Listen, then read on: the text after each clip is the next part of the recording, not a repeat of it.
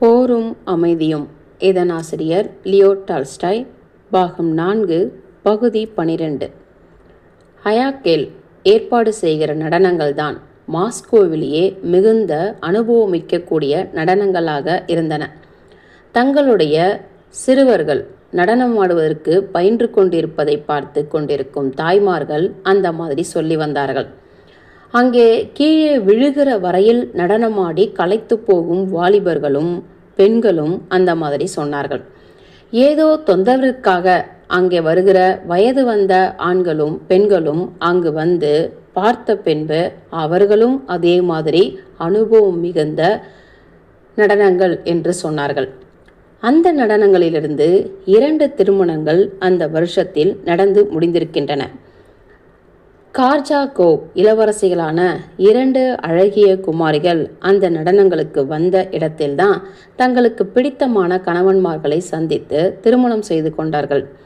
இதனால் அந்த நடனங்களின் புகழ் இன்னும் அதிகமாக பரவியது. மற்ற நடனங்களுக்கும் இதற்கும் உள்ள வித்தியாசம் என்னவென்றால், இங்கே விருந்து அளிப்பவளோ யாருமே கிடையாது. அயாக்கேல் ஒருவர்தான் நல்ல சுபாவத்தோடு இறகு மாதிரி அங்கும் இங்கும் பறந்து கொண்டு விருந்தாளிகளை வரவேற்று டிக்கெட்டுகளை வசூலித்து கொண்டிருப்பார். 13 வயது 14 வயது உள்ள பெண்கள் முதல் தடவையாக நீளமான உடைகள் அணிந்தால் எவ்வளவு சந்தோஷமாக இருப்பார்களோ அதே மாதிரி அங்கு வந்து நடனம் செய்து சந்தோஷம் அடைய வேண்டும் என்ற விருப்பம் உள்ளவர்கள் மட்டுமே அங்கு வந்தார்கள். அங்கு வருகிறவர்கள் முழுவதுமாக ஒருவர் கூட விதிக்கு இல்லாமல் எல்லோருமே மிகுந்த அழகானவர்களாக தோன்றினார்கள். அவர்களுடைய இள நகைகள் பரவசமிக்க சந்தோஷத்தை கொடுக்கும். கண்கள் ஜொலிக்கக்கூடியவர்களாகவும் விளங்கின. நட்டாஷா அவருக்கு முக்கியமான சீடர்களில் முதன்மையானவள். அவள் மிகுந்த ஒயிலானவள். சால்வை நடனத்தை கூட அவள் ஆடியிருக்கிறாள். அப்பொழுது மோஸ்தாராய் இருந்த மாஜூர்கா என்ற நடனத்தையும் வேறு நடனங்களையும் அந்த நடன கச்சேரியின் கடைசி நாளன்று ஆடினார்கள். பேஜுகாவின் வீட்டில் உள்ள ஒரு நடன சாலையை அயாக்கேல் பெற்று அங்கு ஒரு நடன கச்சேரிக்கு ஏற்பாடு செய்தார். அது மிகுந்த வெற்றிகரமாய் முடிந்ததென்று எல்லோருமே சொன்னார்கள். அங்கே பல அழகான பெண்கள் வந்தார்கள். அவர்களில் ராஸ்டோ வீட்டாரின் பெண்கள்தான் மிக அழகாக இருந்தார்கள். அந்த பெண்கள் அன்று விசேஷமாகவும் சந்தோஷமாகவும் உல்லாசமாகவும் இருந்தார்கள். அன்று மாலையில் டோலாக்காவ் தன்னை திருமணம் செய்ய கேட்டு தான் மறுத்த பெருமையையும் நிக்காலஸுக்கு அவள் கூறிய சமாதானத்தையும் நினைத்து பெருமை கொண்ட சோனியா இங்கும் அங்கும் சுற்றி வந்ததால அவளுடைய தலைமுடியை வேலைக்காரியால் சடை போட முடியவில்லை. ஆனால் சோனியா மிகுந்த பிரகாசமும் துடிப்பும் கொண்ட மகிழ்ச்சியோடு காணப்பட்டாள். தனக்கு முதலாக நீளமான உடை கிடைத்ததை பற்றி நட்டாஷாவும் மிகுந்த பெருமை கொண்டிருந்தாள். ஒரு உண்மையான நடன கச்சேரியில் பங்கு கொள்ள நேர்ந்ததை பற்றி அவள் இன்னும் அதிகமாக சந்தோஷம் கொண்டாள். அவர்கள் இருவரும் வெள்ளை மஸ்லின் உடை அணிந்து சிகப்பு ரிப்பன் கட்டியிருந்தார்கள். அந்த நடன மண்டபத்திற்குள் நுழைந்ததும் அந்த வினாடியே அதை பார்த்து அதன் மீது மிகுந்த பிரியம் கொண்டாள் நட்டாஷா. அவள் யார் மீதும் குறிப்பாக காதல் கொள்ளவில்லை. ஆனால் ஒவ்வொரு மீதும் காதல் கொண்டாள். யாரை அவள் பார்க்க நேரிடுகிறதோ அவர் மீது அந்த வினாடி மட்டும் காதல் கொள்வாள். ஹோ, எவ்வளவு மனோகரமாக இருக்கிறது என்று சொல்லிக்கொண்டே சோனியாவிடம் ஓடினாள். நிக்காலஸும் டெனேசாவும் மேலும் கீழும் நடந்து கொண்டு நடனமாடுவர்களையே கனிவோடு பார்த்து கொண்டிருந்தார்கள். அவள் எவ்வளவு இனிமையாய் இருக்கிறாள், அவள்தான் ஒரு உண்மையான அழகியாக வரப்போகிறாள் என்று டெனேசாவ் சொன்னார். யாரு? கோமகள் நட்டாஷா என்று டெனேசாவ் பதிலளித்தார். அவள் என்ன அழகாக ஆடுகிறாள், என்ன ஒரு அழகு என்று மீண்டும் சிறிது நேரத்திற்கு பின்னால் சொன்னார். நீ யாரை பற்றி பேசிக்கொண்டிருக்கிறேன்? உம்முடைய சகோதரியை பற்றி என்று டெனேசாவ் வெடுவெடுப்பாய் சொன்னார். ராஸ்டோ புன்சிரிப்பு கொண்டார். எனது அருமை கோமகனே, எனது சிறந்த மாணவர்களில் நீர் ஒருவர். நீர் கண்டிப்பாக நடனமாட வேண்டும் என்று அந்த அயாக்கேல் நிக்காலஸிடம் வந்து கேட்டுக்கொண்டார். அதோ எத்தனை அழகான இளம் சீமாட்டிகள் இருக்கிறார்கள் பாரும் என்று அவர் சொல்லிவிட்டு டெனைசாவை நோக்கி அதே மாதிரி சொன்னார். டெனைசாவும் அவருடைய பழைய மாணவர்களில் ஒருவர். இல்லை எனது அன்பானவரே, நான் இந்த பூஞ்செடிகளுக்கு பக்கத்தில் நின்று கொண்டிருப்பேன். உம்மிடம் நான் நடனம் கற்றுக்கொள்ளும் போது எவ்வளவு மோசமாய் நடந்து கொண்டேன் என்பது உமக்கு ஞாபகம் இல்லையா என்று டெனைசா சொன்னார். இல்லை இல்லை, நீங்கள் பாடத்தை கவனிக்காமல் இருந்தீர்கள். ஆனால் உங்களிடம் திறமை இருக்கிறது. ஆமாம், உங்களிடம் திறமை இருக்கிறது என்று அயாக்கேல் பதில் சொன்னார். மஜூர்கா என்ற நடனத்துக்காக பாண்டு வாத்தியம் முழங்கியது. அயாக்கேலின் வேண்டுகோளை நிக்காலாஸால் மறுக்க முடியவில்லை. ஆகவே தம்முடன் நடனம் செய்யும்படி சோனியாவை கேட்டுக்கொண்டார். வயோதிக சீமாட்டிகளின் பக்கத்தில் டெனைசா அமர்ந்து தமது உடைவாளின் மீது சாய்ந்து கொண்டு தமது காலினால் தாளம் போட்டுக்கொண்டு அவர்களிடம் எதையோ வேடிக்கையாக பேசி அவர்களை குஷிப்படுத்தி கொண்டிருந்தார்.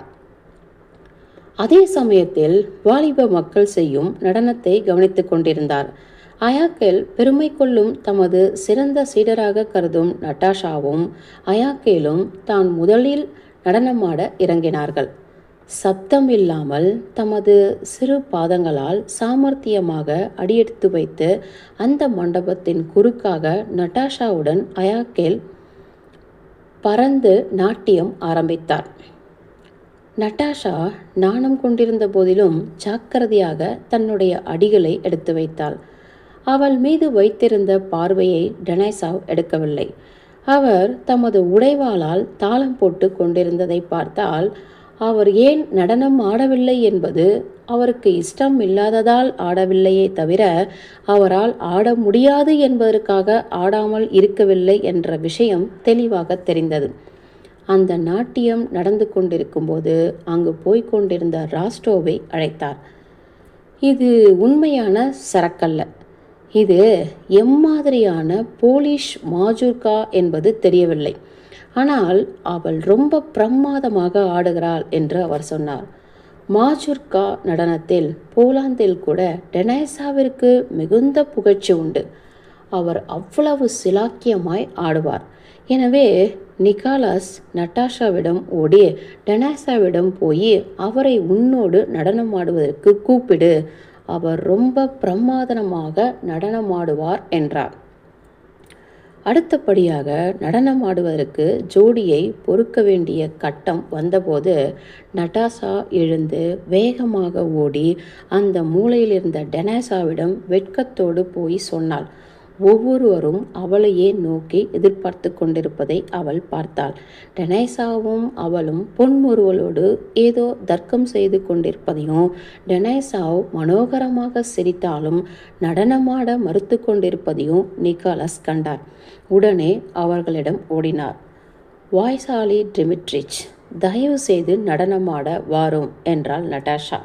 ஹோ, முடியாது, என்னை விட்டுவிடு கோமகளே என்று பதிலளித்தார் டெனைசாவ். இப்பொழுது வாரும் வாஸ்கா என்றார் நிக்காலஸ். நான் ஏதோ வாஸ்கா என்ற பூனை என்று நினைத்து கொண்டு என்னை தாஜா செய்கிறீர்களா என்று டெனைசாவ் தமாஷாக கூறினார். உமக்காக ஒரு மாலை முழுவதும் வேண்டுமானாலும் நான் பாடுகிறேன் என்றாள் நட்டாஷா. ஹோ, எனக்காக அவள் என்ன வேண்டுமானாலும் செய்வாள் என்று டெனைசாவ் சொல்லி தமது உடைவாளை கழட்டினார்.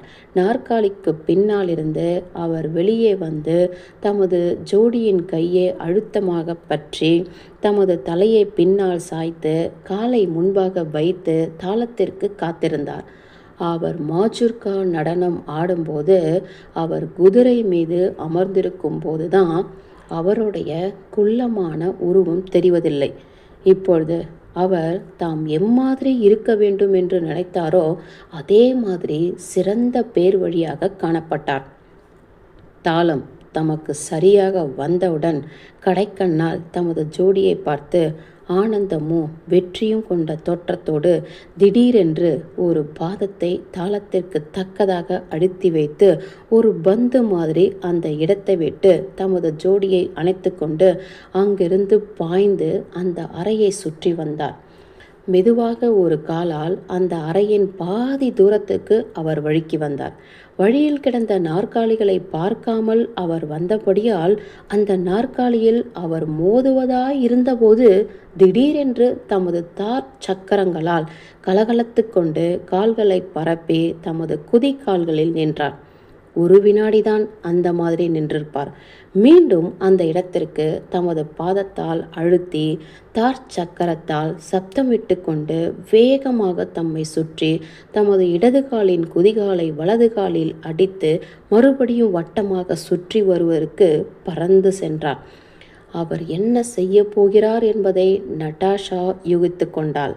ஆகவே அவரிடம் பூராவாக தன்னை ஒப்புவித்துவிட்டு எப்படி செய்வது என்பதை தெரியாமல் அவர் செய்கிற மாதிரியே செய்து வந்தாள். இடது கைகளாலும் பின்னால் வலது கைகளாலும் அவளை அவர் சுற்றினார். அதன் பின்னால் ஒரு முழங்காலை கீழே அழுத்தி கொண்டு அவளை தம்மை சுற்றி சுற்றினார். மீண்டும் குதித்து எழுந்து ரொம்ப ஆர்வத்தோடு முன்னால் பாய்ந்தார். அந்த அறைகள் எல்லாவற்றையுமே மூச்சு கூட விடாதபடி தாம் பாய்ந்து போய்விட முடியும் என்பதைப் போல பாய்ந்தார். திடீரென்று அவர் நின்று எதிர்பாராத சில நடன அடிகளை எடுத்து வைத்தார். கடைசியாக தமது ஜோடியை அவளுடைய நாற்காலிக்கு முன்னால் ஒரு தரம் சுற்றி தாம் நிமிர்ந்து நின்று தம்முடைய தார் சக்கரங்கள் கலகலக்கும்படி கால்களை கூட்டி வைத்து அவளுக்கு தலை குனிந்து மரியாதை செய்தார். நட்டாஷா அதே மாதிரி மரியாதை செய்யவில்லை.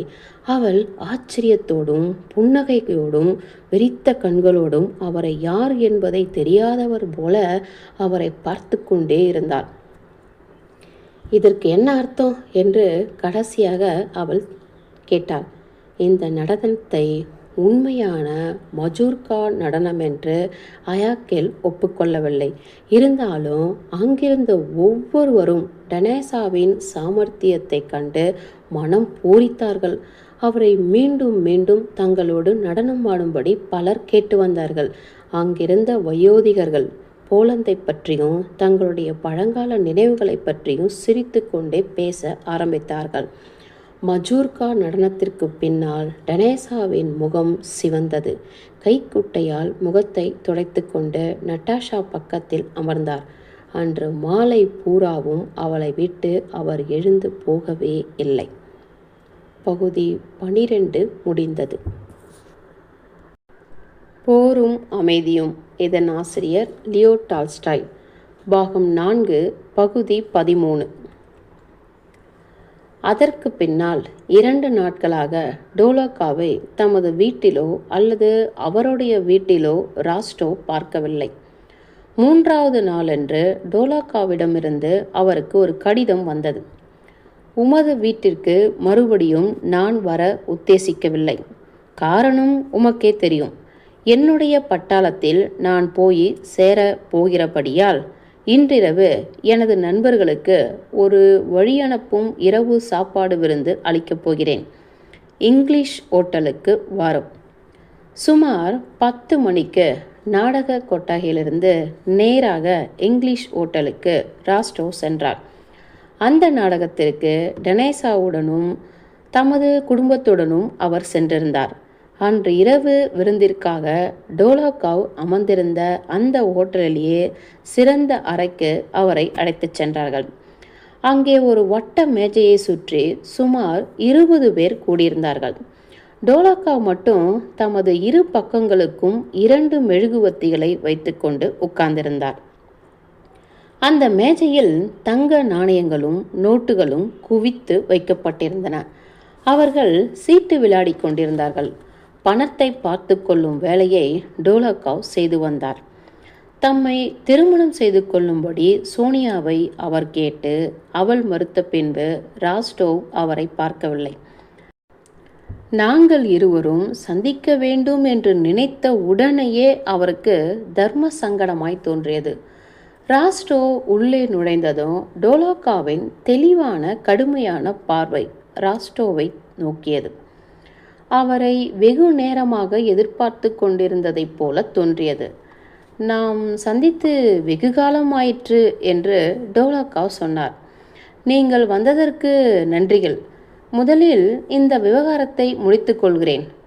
பிறகு இலூஷ்கா தனது பாட்டு கோஷ்டியுடன் வருவான். 1-2 தடவைகளில் நான் உங்கள் வீட்டிற்கு வந்திருக்கிறேன் என்று ராஸ்டோ சொன்னார். அவருடைய முகம் சிவந்தது. டோலாக்காவ் பதிலொன்று சொல்லவில்லை. நீங்கள் விளையாடலாமே என்று அவர் கேட்டார். டோலாக்காவுடன் நாம் ஒரு தடவை பேசிக்கொண்டிருந்த அந்த விசித்திரமான உரையாடல் அந்த சமயம் ராஸ்டோவுக்கு நினைவிற்கு வந்தது. சீட்டு விளையாட்டுகளில் முட்டாள்கள் மட்டுமே அதிர்ஷ்டத்தை நம்பிக்கொண்டிருப்பார்கள் என்று அவர் சொன்னார். அல்லது என்னுடன் சீட்டு விளையாடுவதற்கு நீங்கள் பயப்படுகிறீர்களா என்று ராஸ்டோவின் சிந்தனையை யூகிப்பது போல டோலாக்காவ் கேட்டார். கிளப் டின்னர் சமயத்திலும் வேறு சமயங்களிலும் அவர் காட்டிய மனோபாவத்தை அந்த புன்சிரிப்பிற்கு பின்பாக ராஸ்டோ கண்டார். அவருக்கு எப்பொழுதாவது நித்திய வாழ்க்கையில் வெறுப்பு ஏற்பட்டு அதிலிருந்து தப்பித்து கொள்ள விரும்பினார். ஒரு விசித்திரமான கொடுமையான வழியின் மூலமாகவே அவர் செய்து கொள்வது வழக்கம். அந்த குணத்தை ராஸ்டோ இப்பொழுது கையாண்டார். இதை கண்டதும் ராஸ்டோவுக்கு மன ஆயாசம் ஏற்பட்டது. டோலோக்காவின் வார்த்தைகளுக்கு பதிலாக தமாஷாக எதையாவது சொல்ல அவர் முயன்றார். ஆனால் அவரால் முடியவில்லை. அவர் வேறு எதையாவது நினைப்பதற்குள்ளாக அவருடைய முகத்தை நேராக்க டோலோக்காவ் பார்த்து அங்கிருந்த ஒவ்வொருவருக்கும் கேட்கும்படி மெதுவாகவும் துணிவோடும் கூறினார். சீட்டு விளையாட்டு பற்றி நாம் ஒரு தடவை பேசியது உமக்கு நினைவில் இருக்கிறதா? முட்டாள் மட்டுமே அதிர்ஷ்டத்தை நம்பியிருப்பான் என்றும் நிச்சயமாக தன்னுடைய நிலையை அறிந்து கொள்ள வேண்டும் என்றும் நான் சொன்னேன். இப்பொழுது அதை முயற்சி செய்து பார்க்க விரும்புகிறேன். அதிர்ஷ்டத்தை முயற்சி செய்ய போகிறீரா அல்லது நிச்சயத்தை முயற்சி செய்ய போகிறீரா என்று ராஸ்டோ தம்மையே கேட்டுக்கொண்டார். நல்லது, நீங்கள் விளையாடாமல் இருப்பது நல்லது என்று டோலாக்காவ் சொல்லிவிட்டு ஒரு புதிய சீட்டுக்கட்டை எடுத்து முன்னால் போட்டு, இப்பொழுது நாம் ஆரம்பிக்கலாம் கணவான்களே என்றார். பணத்தை முன்னால் நகர்த்தி வைத்து ஆடுவதற்கு தயாரானார். அவர் பக்கத்தில் ராஸ்டோ அமர்ந்திருந்தார். முதலில் அவர் விளையாட்டில் கலந்து கொள்ளவில்லை. டோலாக்காவ் அவரை அடிக்கடி நோட்டமிட்டு கொண்டிருந்தார். நீங்கள் ஏன் விளையாடக்கூடாது என்று கேட்டார். தாம் சீட்டு விளையாடுவதற்கு தயாராக இருப்பதை போன்ற ஒரு உணர்ச்சி அவருக்கு ஏற்பட்டது. கொஞ்சம் பணம் வைத்து முதலில் ஆட்டத்தை ஆரம்பித்தார். என்னிடம் பணம் இல்லை என்றார் அவர். உம்மிடம் எனக்கு நம்பிக்கை உண்டு. 5 ரூபில்களை முதலில் ராஸ்டோ வைத்து தோற்றார். மீண்டும் வைத்து விளையாடினார். மீண்டும் தோற்றார்.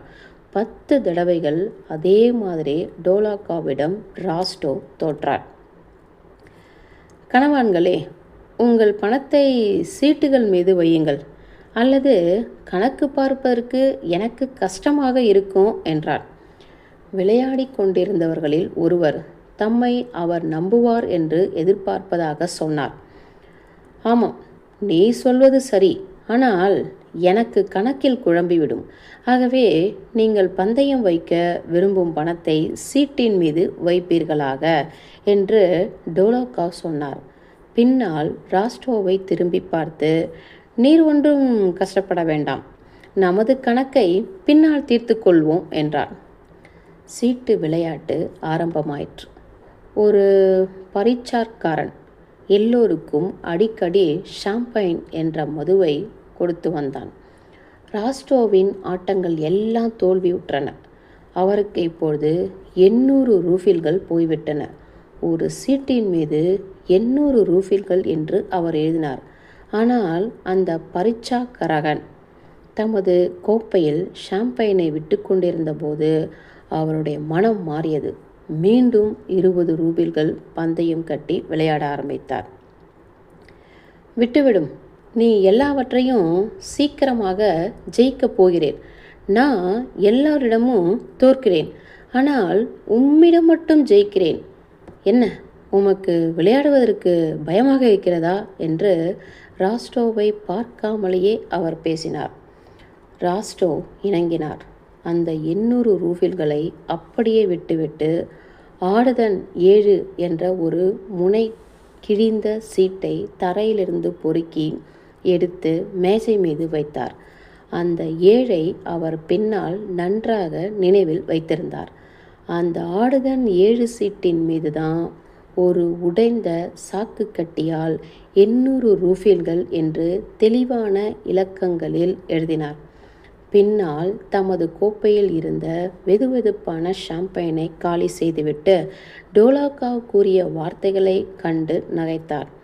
தம்முடைய உள்ளம் அமுங்கி நிற்க அந்த 7வது சீட்டு வருவதற்கு டோலோக்காவின் கைகளை பார்த்து கொண்டே இருந்தார். ராஸ்டோ தோற்பதோ அல்லது ஜெயிப்பதோ அந்த ஆடுதன் 7ல்தான் இருந்தது. முந்தைய ஞாயிற்றுக்கிழமையன்று வயோதிக கோமகன் தமது குமாரருக்கு 2000 ரூபில்களை கொடுத்தார்.